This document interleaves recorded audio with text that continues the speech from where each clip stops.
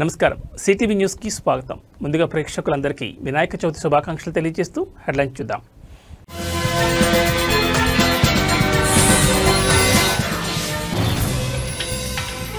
దేశవ్యాప్తంగా వినాయక చవితి పండుగ శోభ అంగరంగ వైభవంగా స్వాగతం పలికేందుకు ప్రజల ఉత్సాహం.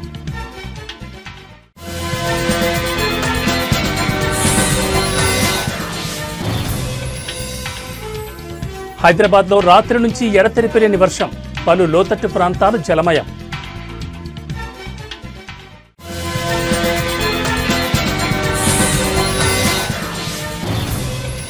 మూడు రోజుల పర్యటన నిమిత్తం భారత్కు వచ్చిన ఫిజీ ప్రధాని, ఎవరూ మీతో సంతోషంగా లేరని వ్యాఖ్యానించిన ప్రధాని.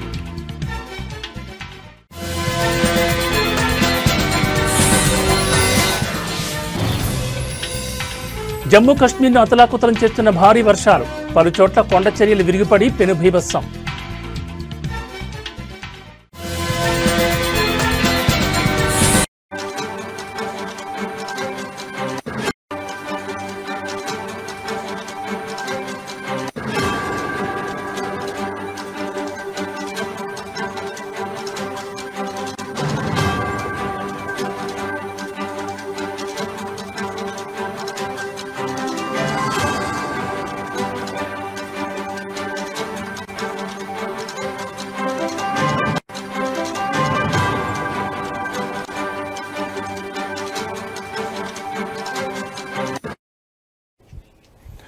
బులెటిన్లో బ్రేకింగ్ న్యూస్ చూస్తున్నాం. దేశవ్యాప్తంగా వినాయక చవితి పండుగ శోభ అంగరంగ వైభవంగా కొనసాగుతోంది. వినాయకులకు స్వాగతం పలికేందుకు ప్రజలు ఉత్సాహం చూపుతున్నారు. తెలుగు రాష్ట్రాల్లో ఈ పండుగకు విశేష ప్రాధాన్యత ఉంది. నెల రోజుల ముందు నుంచే ఉత్సవాలకు ఏర్పాట్లు జరుగుతున్నాయి. ఇప్పటికే వీధి వీధిన గణేశుడి విగ్రహాలు దర్శనమిస్తున్నాయి. రకరకాల రూపాల్లో వినాయక విగ్రహాలు ఆకర్షిస్తున్నాయి. పర్యావరణ పరిరక్షణ కోసం మట్టి విగ్రహాలను ఏర్పాటు చేయాలని చెప్పి చాలామంది ప్రజలు కోరుతున్నారు. వినాయక చవితి పండుగకు దేశం మొత్తం సిద్ధమైంది. అంగరంగ వైభవంగా స్వాగతం పలికేందుకు ప్రజలు ఉత్సాహంగా ఉన్నారు. ముఖ్యంగా తెలుగు రాష్ట్రాల్లో ఈ పండుగకు విశేష ప్రాధాన్యత ఉంది. నెల రోజుల ముందు నుంచే ఉత్సవాలకు ఏర్పాట్లు మొదలవుతాయి. ఇప్పటికే వీధి వీధిన గణేశుడి విగ్రహాలు దర్శనమిస్తున్నాయి. వాటిని చూడడానికి ప్రజలు ఆసక్తిగా ఎదురుచూస్తున్నారు. రకరకాల రూపాల్లో ఉన్న విగ్రహాలు భక్తులను ఆకర్షిస్తున్నాయి. పర్యావరణ పరిరక్షణ కోసం మట్టి విగ్రహాల ఏర్పాటుపై ప్రజలు దృష్టి సారించారు. గణేశుడి ఆశీస్సులతో అందరి జీవితాల్లో సంతోషం, శ్రేయస్సు నిలవాలని కోరుకుంటున్నారు.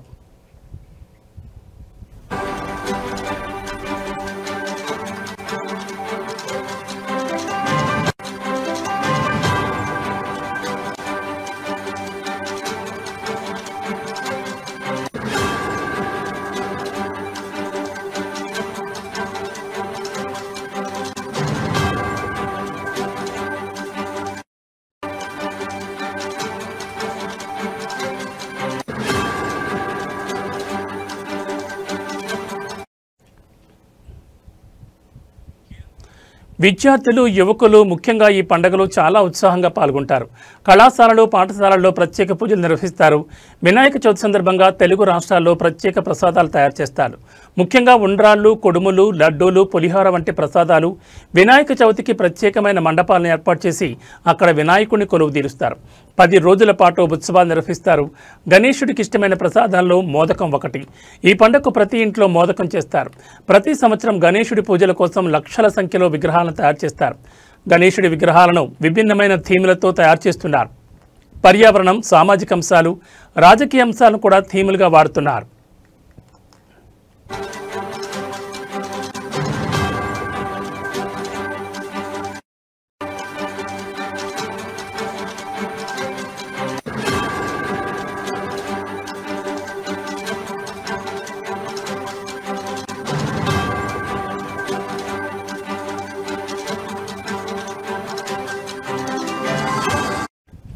ఈ ఏడాది వినాయక చవితికి పర్యావరణ పరిరక్షణకు ప్రాముఖ్యత పెరిగింది. ప్రజలు మట్టి విగ్రహాలను, సహజ రంగులను ఉపయోగించి తయారు చేసిన విగ్రహాలను కొనుగోలు చేస్తున్నారు. అనేక గ్రామాల్లో పండుగను ఘనంగా నిర్వహించడానికి యువకులు, పెద్దలు కలిసి కమిటీలుగా ఏర్పడ్డారు. గణేశుడిని పూజించడం వల్ల ఆటంకాలు తొలగిపోతాయని, విజయం వస్తుందని భక్తుల నమ్మకం.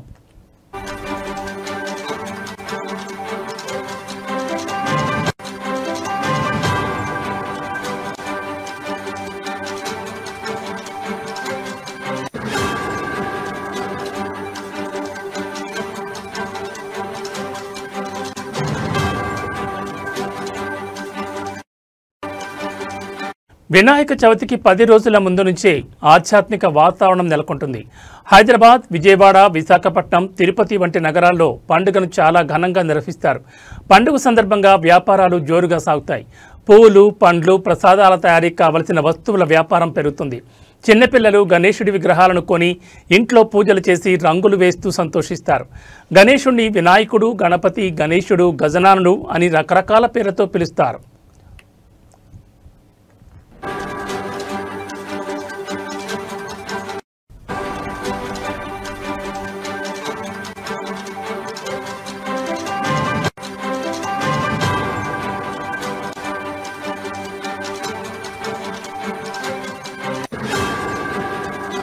ఈ ఏడాది కొన్ని గణేశుడి విగ్రహాలు 50 అడుగుల కంటే ఎక్కువ ఎత్తులో ఉన్నాయి. వీటిని చూడడానికి ప్రజలు ఆసక్తిగా ఎదురుచూస్తున్నారు.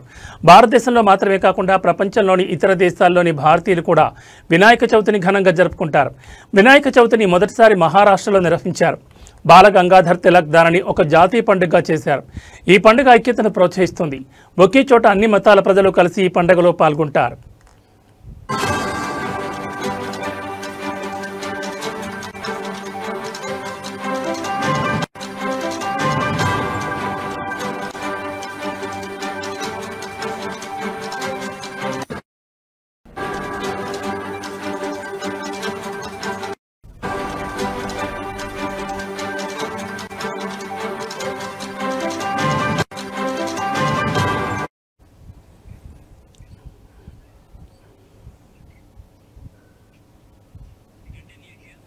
ఈ ఏడాది వర్షాలు సరిగా కురవకపోవడం వల్ల రైతులు కొన్ని చోట్ల వినాయకుడిని పూజించి మంచి వర్షాలు కురవాలని కోరుకున్నారు.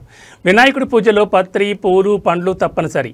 21 రకాల పత్రితో పూజలు చేస్తారు. ఈ పండుగ వల్ల అన్ని రకాల వ్యాపారాలు, ముఖ్యంగా కుమ్మరులకు, హస్త కళాకారులకు మంచి ఆదాయం వస్తుంది. వినాయక చవితి అనేది కేవలం ఒక పండుగ కాదు, అది ఒక సంస్కృతి. ఈ ఏడాది పండుగ సందర్భంగా ప్రభుత్వాలు కూడా కొన్ని ప్రత్యేక ఏర్పాట్లు చేశాయి.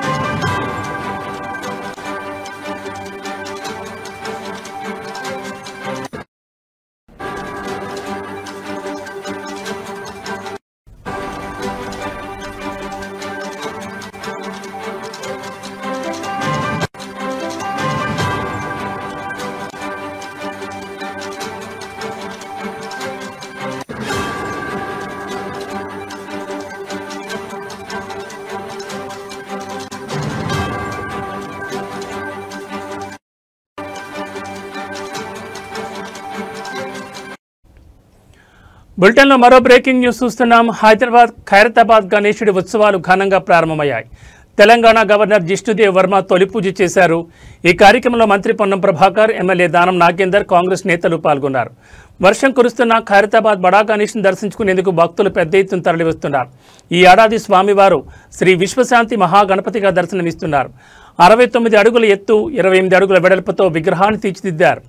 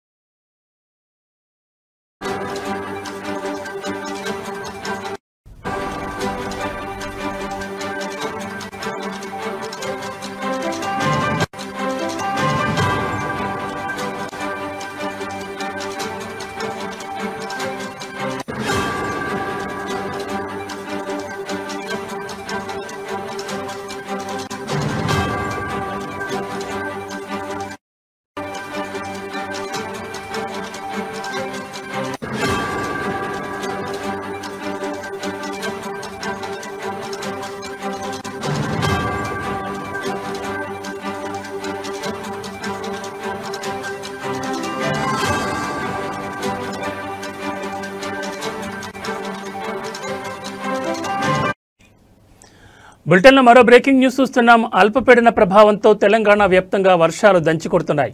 ఎడతెరిపి లేకుండా కురుస్తున్న వర్షాలకు రాష్ట్రం తడిసి ముద్దైంది.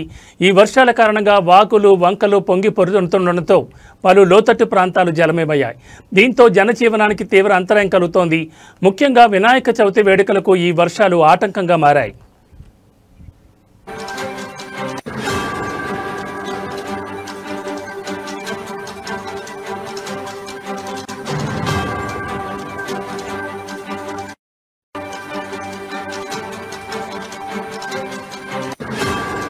హైదరాబాద్లో కూడా రాత్రి నుంచి వర్షం దంచి కొడుతోంది.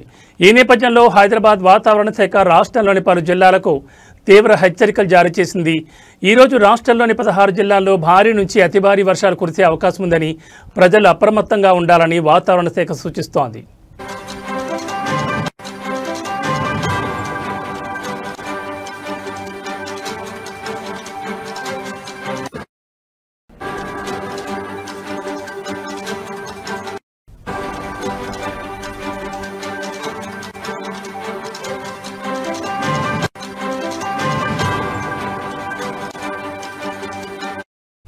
హనుమకొండ, వరంగల్, భద్రాద్రి, ఖమ్మం, మహబూబాబాద్, మంచిర్యాల, పెద్దపల్లి, ఆసిఫాబాద్, ములుగు, సిరిసిల్ల, జనగాం, మెదక్, వనపర్తి, కామారెడ్డి, నిర్మల్, నారాయణపేట జిల్లాలకు ఆరెంజ్ అలర్ట్ జారీ చేసినట్లు అధికారులు తెలిపారు. ఈ జిల్లాల్లో ఉరుములు, మెరుపులతో కూడిన కుండపోత వర్షాలు పడొచ్చని హైదరాబాద్ వాతావరణ శాఖ డైరెక్టర్ డాక్టర్ రాగనత్న వెల్లడించారు.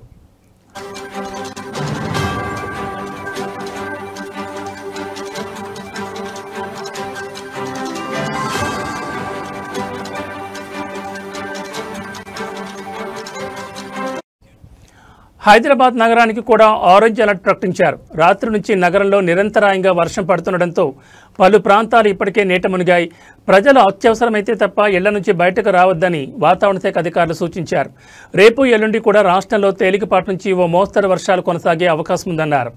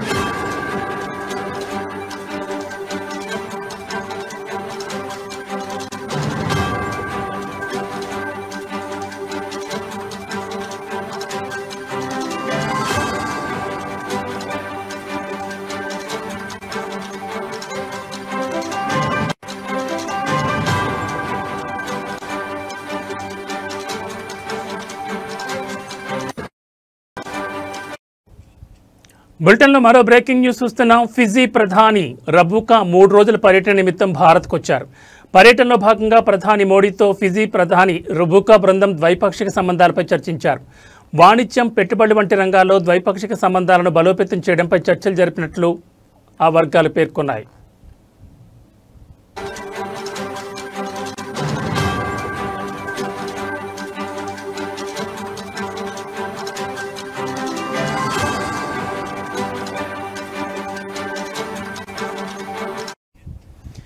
Indian council of world affairs నిర్వహించిన సప్రూ హౌస్లో ఓషన్ ఆఫ్ పీస్ అనే అంశంపై ఉపన్యాసం ఇచ్చిన తర్వాత జరిగిన సంభాషణలో రబుకా మోడీతో మాట్లాడుతూ ఎవరూ మీతో సంతోషంగా లేరని, మీరు ఆ అసౌకర్యాలను తట్టుకునేంత పెద్దవారని వ్యాఖ్యానించారు.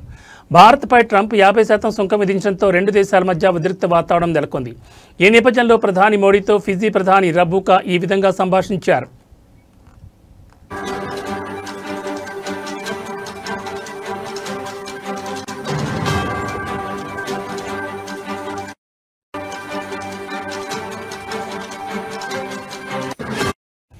అమెరికా అధ్యక్షుడితో తనకు ఎలాంటి వ్యక్తిగత సంభాషణ లేదని, రష్యా అధ్యక్షుడితో ద్వైపాక్షిక చర్చలు జరపాలని కోరానని ఆయన అన్నారు.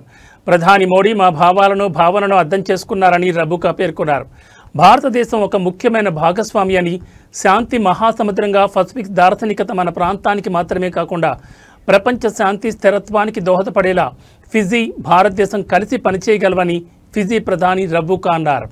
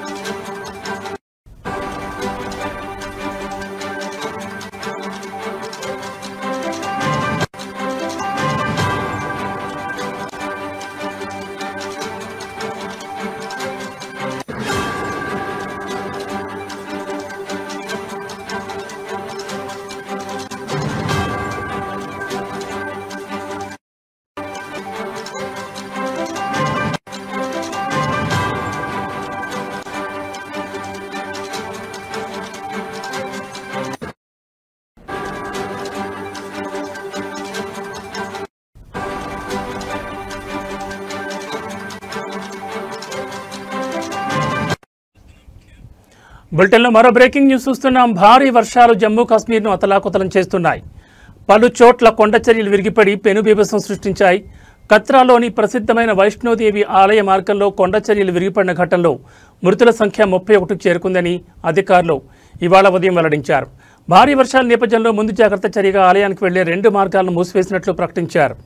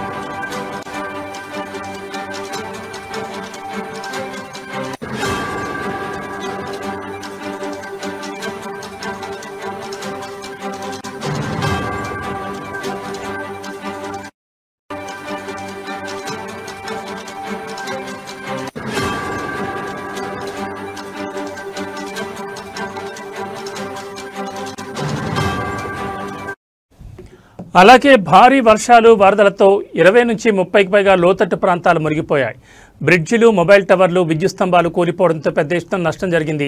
ఆకస్మిక వరదలతో ఫోన్, ఇంటర్నెట్ సేవలు దెబ్బతినడంతో లక్షలాది మంది కమ్యూనికేషన్ లేకుండా పోయింది. మరోవైపు జమ్మూ నగరం, ఆర్ఎస్పుర, సాంబా, అక్నూర్, నాగ్రోటా, కోట్ బల్వాల్, బిష్నా, విజయ్పూర్, పుల్మండల్, ఖటుబా, ఉదంపూర్లో మోస్తరు నుంచి అతి భారీ వర్షాలు కురిసే అవకాశం ఉంది. రియాసీ, రాంబన్, థోడా, బెళ్లవార్, కత్రా, రామ్నగర్, హీరానగర్, గూల్, బనిహాల్లో తక్కువ మోతాదులో వర్షం కురుస్తోంది.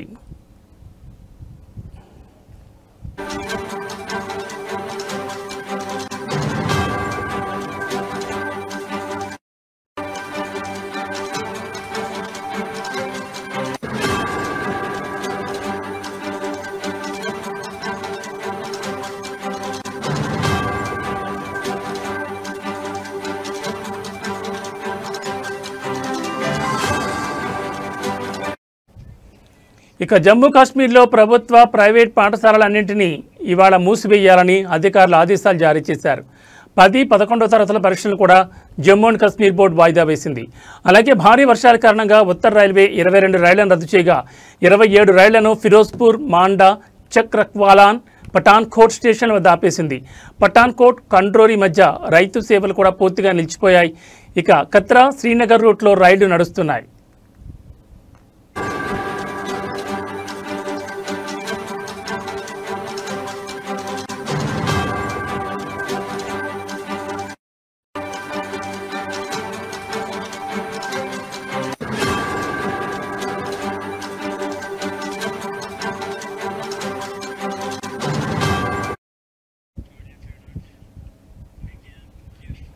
ఇవి బులెటిన్ విశేషాలు. మరో బులెటిన్లో మళ్ళీ కలుద్దాం.